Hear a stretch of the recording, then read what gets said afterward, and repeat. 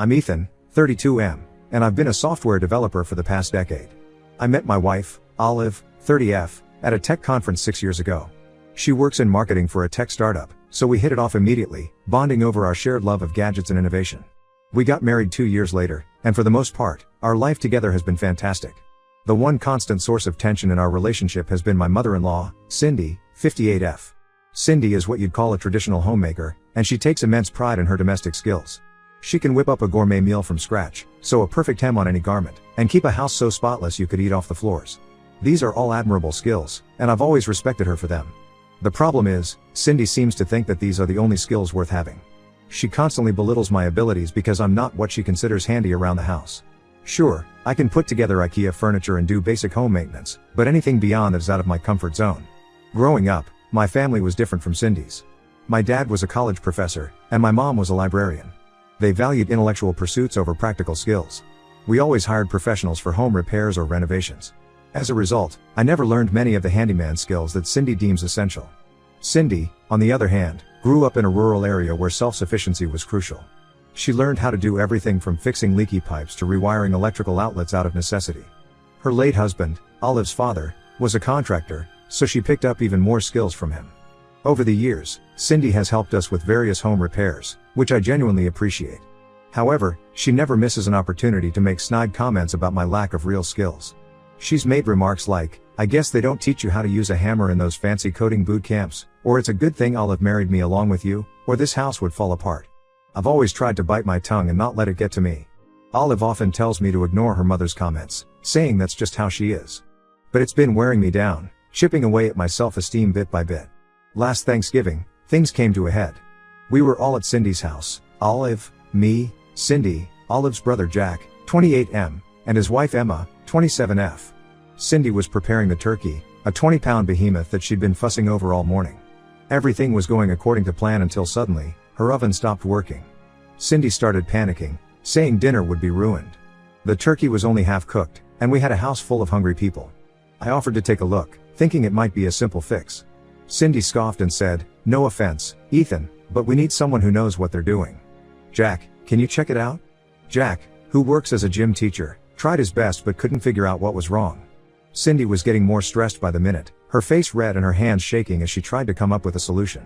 I asked if I could try again, and she reluctantly agreed, probably feeling she had no other choice. It turned out the oven's touchpad was locked, a safety feature to prevent accidental changes during cooking. I unlocked it, and the oven started working immediately. Instead of thanking me, Cindy muttered, "Well, I guess those computer skills are good for something after all." The rest of the family looked uncomfortable, but no one said anything. Throughout dinner, Cindy kept making backhanded compliments about how surprised she was that I could fix something in the real world. I bit my tongue, not wanting to cause a scene during the holiday meal. But inside, I was seething. A week later, Cindy called me in a panic. She had accidentally deleted some important files from her computer and needed them for her volunteer work at the local church. She helps organize their annual Christmas charity drive, and all the donor information was in those files. Despite my frustration with her, I agreed to help and went over to her house. When I arrived, I found her computer in a state of absolute chaos. It was riddled with viruses, pop-ups were appearing every few seconds, and it was running so slowly that opening a simple text document took several minutes. I spent hours cleaning it up, recovering her files, and setting up proper antivirus software. As I was working, Cindy kept hovering over my shoulder, making comments like, "I don't know why this has to take so long, and in my day, we didn't need all this technology to get things done." She even implied that I might be snooping through her personal files, which was both offensive and ironic given that I was there to help her. Finally, after I had fixed everything and recovered her lost files, I decided I'd had enough. I turned to her and said, "Cindy, I've noticed you have a lot of suspicious downloads here. You really shouldn't click on every link you see online. It's dangerous and can lead to identity theft." Cindy turned beet red and snapped, "What are you implying? I'm not some foolish old woman." I replied calmly, "I'm not implying anything. I'm just saying that your computer skills could use some work, just like my handyman skills. Maybe we could learn from each other instead of constantly criticizing." Cindy stormed out of the room, and I finished up and left. I felt a mix of satisfaction at finally standing up for myself and guilt for potentially hurting her feelings. But I honestly thought that maybe this would lead to a more respectful relationship between us. Later that evening, I got an angry call from Olive. Apparently, Cindy had called her in tears, saying I had humiliated her and implied she was incompetent. She twisted my words, making it sound like I had called her stupid and outdated. Olive is furious with me, saying I should have kept my mouth shut and just fixed the computer. She says I've damaged her relationship with her mother and that I need to apologize. She doesn't seem to understand or care about the months of snide comments and put-downs I've endured from Cindy. I don't think I did anything wrong. I've put up with Cindy's comments for years, always being respectful and appreciative of her help. All I did was suggest we could both improve our skills. But now the whole family is upset with me, and Olive is barely speaking to me. I'm at a loss. I love Olive, and I want to have a good relationship with her family. But I also feel like I deserve to be treated with respect. I'm tired of being the family punching bag just because my skills are different from theirs. So, Reddit, Ida for exposing my mother-in-law's incompetence with technology in front of the whole family? Should I apologize to keep the peace, or stand my ground? How do I navigate this situation without completely ruining my relationship with my wife and her family? Update 1. It's been a week since my last post, and a lot has happened. First, I want to thank everyone for their comments and insights. They really helped me see the situation from different perspectives and gave me the courage to address the issue head on. After reading your responses, I realized that while I wasn't entirely in the wrong, I could have handled the situation better. I decided to have an honest conversation with Olive about the whole situation, including how Cindy's constant criticism has been affecting me. I chose a quiet evening when we were both relaxed. I sat down with Olive and explained everything, how Cindy's comments have been chipping away at my self-esteem, how I've always tried to be respectful despite the put-downs, and how I finally snapped after years of biting my tongue. I admitted that my timing and delivery were poor, but I stood by the essence of what I said. I told her about incidents she hadn't been present for, like the time Cindy implied to our neighbors that I couldn't even change a light bulb.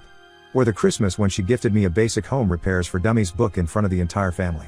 I explained how these constant jabs made me feel inadequate and unappreciated, despite my success in my chosen field. To my surprise, Olive listened without interrupting. When I finished, she was quiet for a moment before she started crying. She confessed that she'd always been aware of her mother's behavior but had been conflict avoidant, hoping it would get better on its own. She apologized for not standing up for me and promised to do better in the future. Olive shared some insights into her mother's background that I hadn't known before. Apparently, Cindy had always wanted to be an architect, but her parents couldn't afford to send her to college. Instead, she married young and channeled her frustrations into becoming the perfect homemaker. Olive suggested that perhaps her mother's criticism of my skills stemmed from her own unfulfilled dreams and insecurities. While this didn't excuse Cindy's behavior, it helped me understand her a bit better. Olive and I agreed that we needed to set some boundaries with Cindy. We decided that the next time Cindy made a critical comment, we would calmly but firmly tell her that it was unacceptable. Olive suggested that we invite Cindy over for dinner to clear the air. I was hesitant at first, worried that it would devolve into another argument, but I agreed it was necessary to move forward. We spent the next few days preparing for the dinner. Olive and I role-played different scenarios, practicing how to respond to potential criticisms or defensive reactions from Cindy. We also decided to cook the meal together, combining one of Cindy's recipes, to show we valued her skills, with a modern twist, to showcase that different approaches can work well together. The dinner was last night, and it was interesting, to say the least. Cindy arrived looking defensive, but she seemed to relax a bit when she saw we were using her lasagna recipe. As we ate, Olive took charge of the conversation. She told her mother that while we appreciated her help around the house, her constant criticism of me was unacceptable and had to stop. Cindy tried to defend herself, saying she was just joking and that I was too sensitive. That's when I spoke up. I told her that jokes are only funny if everyone's laughing, and her comments had been hurtful for years. I explained that I respected her skills and would love to learn from her, but that respect needed to go both ways. To my shock, Cindy's eyes welled up with tears. She admitted that she'd always felt insecure around me because she didn't understand my job or the modern world of technology. She said she focused on criticizing my lack of traditional skills because it made her feel more valuable. This led to a long, honest conversation about our feelings and insecurities. Cindy opened up about her regrets of not pursuing higher education and how she sometimes felt left behind in the rapidly changing world. I shared how I sometimes felt inadequate because I couldn't do the things my father-in-law had been able to do. By the end of the night, Cindy and I had reached an understanding. We agreed to teach each other our respective skills. She'd show me some home repair basics, and I'd help her become more comfortable with technology. We even set up a schedule for weekly skill exchange sessions. It's not perfect, and I know we have a long way to go, but it feels like a step in the right direction. Olive is relieved that we're trying to work things out, and I feel like a weight has been lifted off my shoulders. There were moments during the dinner when old habits threatened to resurface. Cindy made a comment about the fancy way we'd modified her recipe, and I had to bite back a sarcastic response. But we both caught ourselves and tried to steer the conversation in a more positive direction. I'm cautiously optimistic about the future. I know it won't be smooth sailing all the time, but at least now we're all aware of the issue and actively working to improve our relationships. I'll keep you updated on how our skill exchange sessions go. Wish us luck. Update 2. It's been about a month since my last update, and I wanted to share how things have been going with Cindy and our skill exchange agreement. We've had 4 sessions so far, 2 where Cindy taught me some basic home repair skills, and 2 where I helped her with technology. I have to admit, it's been a bit of a roller coaster. Our first session was about basic plumbing. Cindy showed me how to fix a leaky faucet and unclog a drain. Despite my initial nervousness, it went surprisingly well. Cindy was patient and explained things clearly. I could tell she was enjoying being the teacher for once. There was a moment when I struggled to get the right amount of torque on a pipe wrench, and I braced myself for a cutting remark. Instead, Cindy just adjusted my grip and encouraged me to try again. It was a small thing, but it meant a lot. The second session was my turn to teach. I decided to start with email basics and internet safety. Cindy was attentive but got frustrated easily when she couldn't immediately grasp something. There were a few tense moments when she snapped at me, but I remained calm and we worked through it. I remembered how patient she had been with me during the plumbing lesson and tried to emulate that. By the end of the session, Cindy had successfully set up a new email account and learned how to spot potential phishing attempts.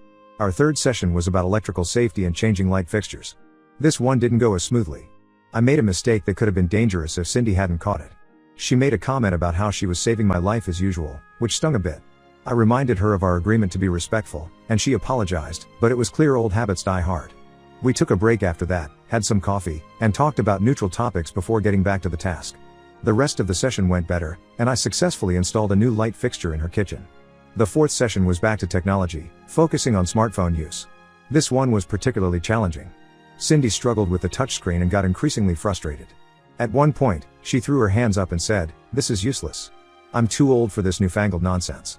I gently reminded her that learning new skills takes time and patience, just like when I was learning from her. This seemed to calm her down, and we ended the session on a positive note. Cindy even managed to send her first text message to Olive, complete with an emoji, though she swears it was an accident. Throughout all of this, Olive has been incredibly supportive. She's sat in on a couple of sessions and has been quick to mediate if things get tense. She's told me privately that she's proud of both me and her mother for making an effort. It hasn't been easy, and there have definitely been moments where I've questioned if it's worth it.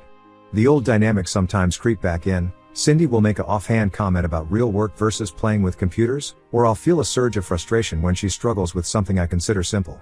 But we're both trying, and that counts for something. I can see small changes in Cindy's behavior. She's made fewer critical comments about my DIY skills, and she even called me for help when her printer wasn't working instead of immediately asking Jack. Last week, she proudly showed me how she had organized her computer files using the system I taught her. On my end, I found myself enjoying the home improvement projects more than I expected. There's a satisfaction in working with my hands that I hadn't experienced before. Don't get me wrong, I'm not about to quit my day job and become a handyman. But it's nice to feel more capable around the house. I know we still have a long way to go, but I'm cautiously optimistic. Cindy and I will never be best friends, but I hope we can develop a relationship based on mutual respect and understanding. We're learning that different skills can be valuable in different situations, and that there's always room to learn and grow, regardless of age or background. Next week, Cindy is coming over to help me install some new shelves in our guest room. It'll be the first time we're working on a project together in my home, which feels like a big step. I'm a little nervous, but also excited to show her what I've learned. Wish me luck. I'll update you on how it goes. Update 3, it's been 2 months since my last update, and I wanted to share a significant event that happened last weekend. Olive and I were hosting a big family barbecue at our place. Everyone was there, Cindy, Jack, and Emma, and even some of Olive's cousins whom I hadn't met before. I was in charge of grilling, which made me a bit nervous given my history with Cindy and manly tasks. The day started off well. Cindy arrived early to help with preparations, and we worked together in the kitchen without any major incidents. She even complimented the way I chopped vegetables, saying my knife skills had improved. It was a small thing, but it made me feel good. As guests started arriving, I headed out to the backyard to set up the grill. That's when I noticed it wasn't lighting properly. I fiddled with it for a while but couldn't figure out what was wrong. I could feel the familiar sense of dread creeping in, knowing that Cindy was watching and probably judging. But then something unexpected happened. Instead of making a snide comment, Cindy came over and asked if I needed help. I was surprised but accepted her offer.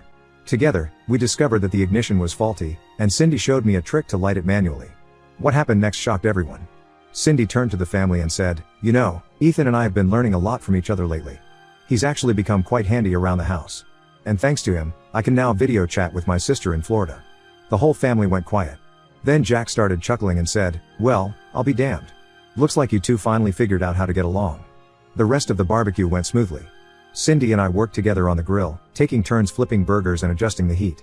When it was time to serve, we had a system going. I'd grill the meat, and she'd arrange it on the platter with her expert presentation skills. Later, when someone wanted to show vacation photos on the TV, I helped Cindy connect her phone to display them. She fumbled a bit with the process, but instead of getting frustrated, she just laughed and said, "Bear with me, everyone. I'm still learning this tech stuff, but Ethan's a patient teacher." It wasn't all perfect, of course. There were still a few awkward moments and old habits peeking through. At one point, Cindy made a comment about how grilling was usually a man's job, but she caught herself and quickly added, "But I guess that's an outdated way of thinking, isn't it?" As the evening wound down and guests started to leave, I overheard Emma telling Olive how nice it was to see Cindy and me getting along. Olive smiled and said, "They've both been working really hard at it." After everyone left, Olive hugged me tight and thanked me for making an effort with her mother. She said she hadn't seen Cindy this relaxed at a family gathering in years. The next day, I received a text from Cindy. It read, "Thank you for yesterday. It was nice to work together. Same time next week for our lesson?" It was a small gesture, but it meant a lot. Reflecting on the past few months, I can see how far we've come.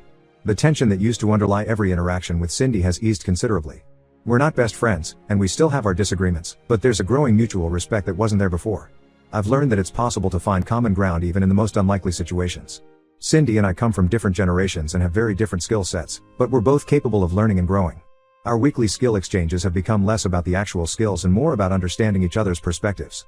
I know we'll still have our ups and downs, but for the first time, I feel hopeful about our future as a family. It's amazing what can happen when people are willing to learn from each other and keep an open mind.